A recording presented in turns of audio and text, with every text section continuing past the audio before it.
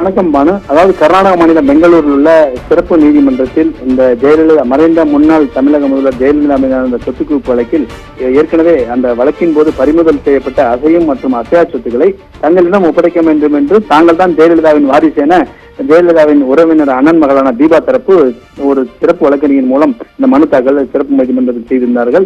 அது சம்பந்தமா தான் இன்றைய தினம் பெங்களூர் சிறப்பு நீதிமன்றத்தில் ஒரு தீர்ப்பு வழங்கியுள்ளார். அதாவது ஏற்கனவே பெங்களூர் சிறப்பு நீதிமன்ற கருவூலத்தில் ஜெயலலிதாவுக்கு சொந்தமான 25 கிலோவுக்கும் அதிகமான நகைகள், சுமார் ஆயிரக்கணக்கான புடவைகள் ஆகியவற்றை முன்னதாக தமிழக லஞ்ச ஒழிப்புத்துறைக்கு மாற்ற ஏற்கனவே நீதிமன்றம் உத்தரவு பிறப்பித்திருந்தது. ஆனால் இந்த வழக்கிலிருந்து ஜெயலலிதா நீக்கப்பட்டால் அவர் வாரிசுதாரரான தீபாவுக்கு அந்த சொத்துக்களை வழங்க வேண்டும் என்று கூறி தீபா தரப்பு வழக்கறிஞர் சத்யகுமார் வர்ணால உயர்நீதிமன்றத்தில் மனு தாக்கல் செய்திருந்த நிலையில் தான் இந்த மனு இன்றைய தினம் தீர்ப்பு வழங்கி அந்த மனுவை தள்ளுபடி செஞ்சிருக்காங்க. அதாவது சிறப்பு நீதிமன்றம், இந்த பெங்களூர் சிறப்பு நீதிமன்றம் என்ன சொல்லுவது என்று பார்த்தால், அதாவது உச்ச நீதிமன்றம் ஏற்கனவே மிக தெளிவாக சொத்துக்கள் அனைத்தும் அரசு பறிமுதல் செய்யப்பட வேண்டும் என்று குறிப்பிட்டுள்ளது.